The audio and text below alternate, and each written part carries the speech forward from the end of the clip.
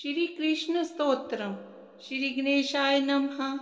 रक्ष रक्ष हरे मां च निमग्नं कामसागरे, दुष्कीर्ति जलपूर्णे च दुष्पारे बहु संकटे, भक्ति विस्मृति बीजे च विपत् सोपान दुस्तरे, अतीव निर्मल ज्ञान चक्षुः प्रच्छन्न कारणे, जन्मोर्मि संग सहिते जोशिन क्रोग संकुले, रति स्तोत्र समायुक्ते गंभीरे गौर एव च, प्रथमामृत रूपे च परिणाम विशालये, यमालये प्रवेशाय मुक्ति द्वारादि विस्मृतो, बुद्ध्यात्तनन्या विज्ञानेः उद्धरास्मानतः स्वयं, स्वयं च त्वं कर्णधार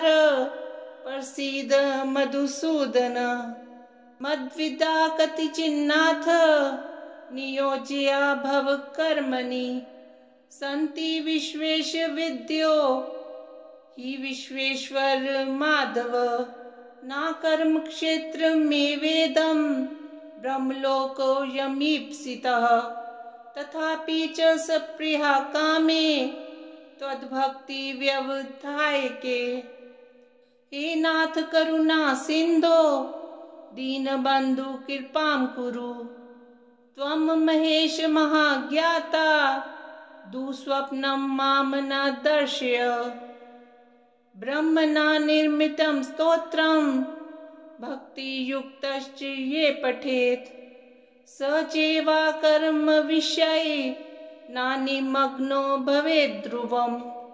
रक्ष रक्ष हरे मां च निमग्नं कामसागरे, दुष्कीर्ति जलपूर्णे च दुष्पारे बहु संकटे, भक्ति विस्मृति बीजे च विपत् सोपान दुस्तरे, अतीव निर्मल ज्ञान चक्षुः प्रच्छन्न कारणे, जन्मोर्मि संग सहिते जोशिन क्रोग संकुले, रति स्तोत्र समायुक्ते गंभीरे गौर एव च, प्रथमामृत रूपे च परिणाम विशालये, यमालये प्रवेशाय मुक्ति द्वारादि विस्मृतो, बुद्ध्यात्तनन्या विज्ञानेः उद्धरास्मानतः स्वयं, स्वयं च त्वं कर्णधार प्रसीद मधुसूदन, मद्विदा कतिचिन्नाथ नियोज्या भव कर्मणि, सन्ति विश्वेश विद्यो हि विश्वेश्वर माधव, ना कर्म क्षेत्र में वेदम ब्रह्मलोको यमीप्सितः, तथापि च सप्रिया कामे त्वद्भक्ति व्यवधायके, हे नाथ करुणा सिंधो दीनबंधु कृपां कुरु, त्वं महेश महाज्ञाता दुःस्वप्नं मां न दर्शय, ब्रह्मणा निर्मितं स्तोत्रं भक्तियुक्तश्च ये पठेत्, स चैवा कर्म विषये नानिमग्नो भवेत् ध्रुवम्। रक्ष रक्ष हरे मां च निमग्नं कामसागरे, दुष्कीर्ति जलपूर्णे च दुष्पारे बहु संकटे, भक्ति विस्मृति बीजे च विपत् सोपान दुस्तरे, अतीव निर्मल ज्ञान चक्षुः प्रच्छन्न कारणे, जन्मोर्मि संग सहिते जोशिन क्रोग संकुले, रति स्तोत्र समायुक्ते गंभीरे गौर एव च, प्रथमामृत रूपे च परिणाम विशालये, यमालये प्रवेशाय मुक्ति द्वारादि विस्मृतो, बुद्ध्यात्तनन्या विज्ञानेः उद्धरास्मानतः स्वयं, स्वयं च त्वं कर्णधार प्रसीद मधुसूदन। मद्विदा कतिचिन्नाथ नियोज्या भव कर्मणि। सन्ति विश्वेश विद्यो हि विश्वेश्वर माधव। न कर्म क्षेत्र में वेदम ब्रह्मलोको यमीप्सितः। तथापि च सप्रिया कामे त्वद्भक्ति व्यवधायके। हे नाथ करुणा सिंधो दीनबंधु कृपां कुरु।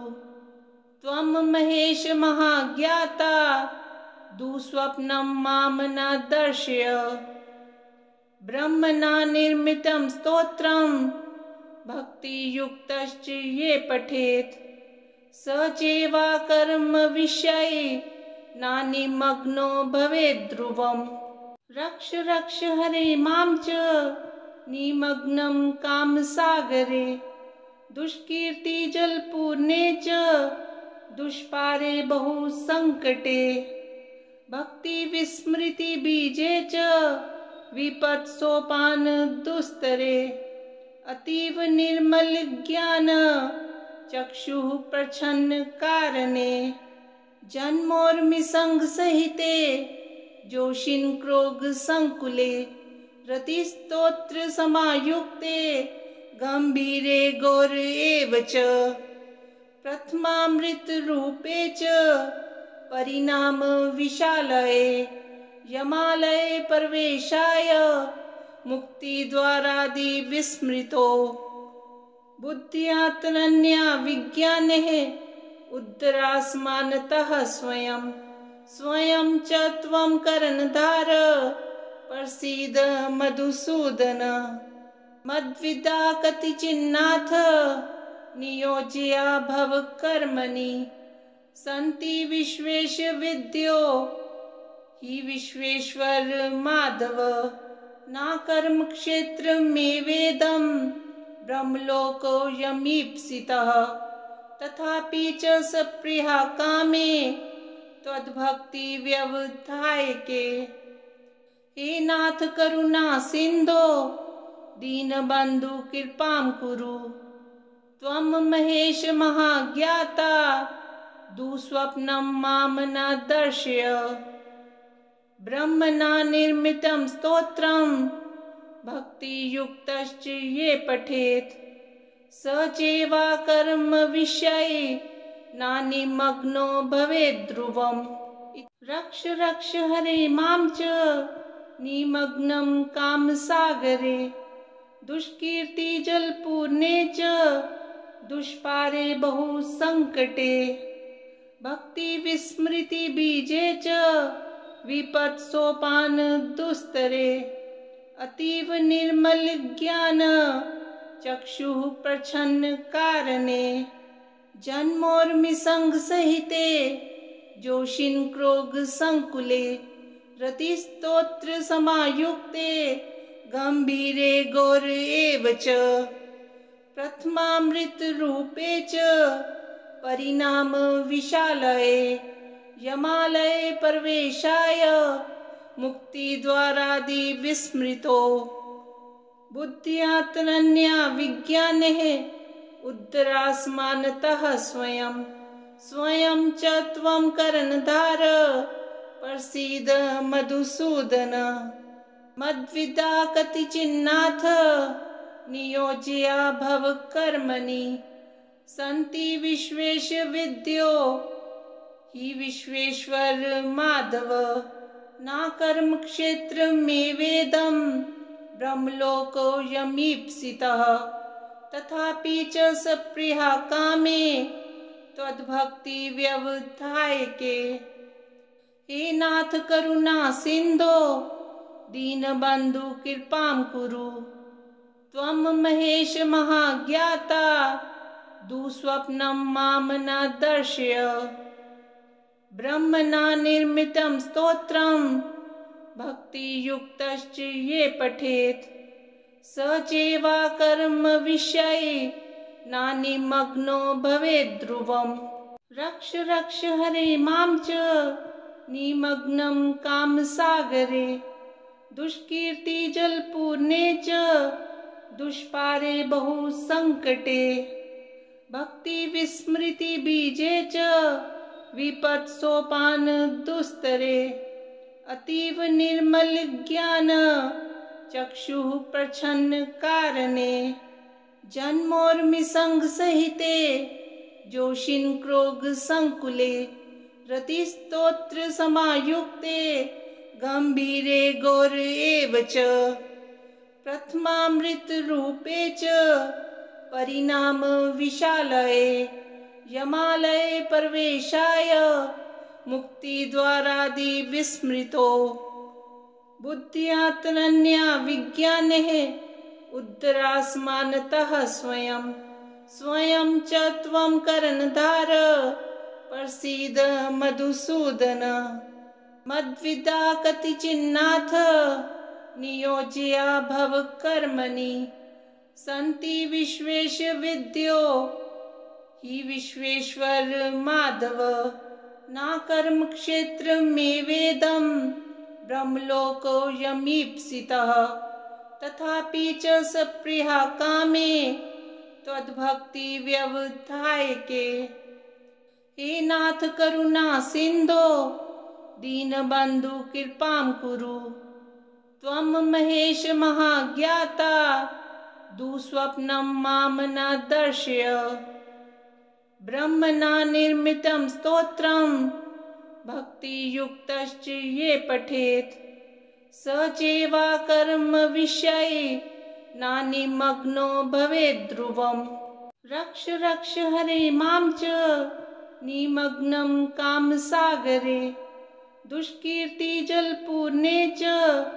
दुष्पारे बहु संकटे भक्ति विस्मृति बीजे च विपत् सोपान दुस्तरे अतीव निर्मल ज्ञान चक्षुः प्रच्छन्न कारणे जन्मोर्मि संग सहिते जोशिन क्रोग संकुले रतिस्तोत्र समायुक्ते गंभीरे गौर एव च प्रथमामृत रूपे च परिणाम विशालये यमालये प्रवेशाय मुक्ति द्वारादि विस्मृतो बुद्ध्यात्तरन्या विज्ञानः उद्धरास्मानतः स्वयं स्वयं च त्वं कर्णधार प्रसीद मधुसूदन मद्विदा कतिचिन्नाथ नियोज्या भव कर्मणि सन्ति विश्वेश विद्यो हि विश्वेश्वर माधव ना कर्म क्षेत्र में वेदम ब्रह्मलोको यमीप्सितः तथापि च सप्रिया कामे त्वद्भक्ति व्यवधायके हे नाथ करुणा सिंधो दीनबंधु कृपां कुरु त्वं महेश महाज्ञाता दुःस्वप्नं मां न दर्शय ब्रह्मणा निर्मितं स्तोत्रं भक्तियुक्तश्च ये पठेत् स चैवा कर्म विषये नानिमग्नो भवेत् ध्रुवम् रक्ष रक्ष हरे मां च निमग्नं कामसागरे दुष्कीर्ति जलपूर्णे च दुष्पारे बहु संकटे भक्ति विस्मृति बीजे च विपत् सोपान दुस्तरे अतीव निर्मल ज्ञान चक्षुः प्रच्छन्न कारणे जन्मोर्मि संग सहिते जोशिन क्रोग संकुले रतिस्तोत्र समायुक्ते गंभीरे गौर एव च प्रथमामृत रूपे च परिणाम विशालये यमालये प्रवेशाय मुक्ति द्वारादि विस्मृतो बुद्ध्यात्तरन्या विज्ञानः उद्धरास्मानतः स्वयं स्वयं च त्वं कर्णधार प्रसीद मधुसूदन मद्विदा कतिचिन्नाथ नियोज्या भव कर्मणि सन्ति विश्वेश विद्यो हि विश्वेश्वर माधव न कर्म क्षेत्र में वेदम ब्रह्मलोको यमीप्सितः तथापि च सप्रिया कामे त्वद्भक्ति व्यवधायके। हे नाथ करुणा सिंधो दीनबंधु कृपां कुरु। त्वं महेश महाज्ञाता दुःस्वप्नं मां न दर्शय।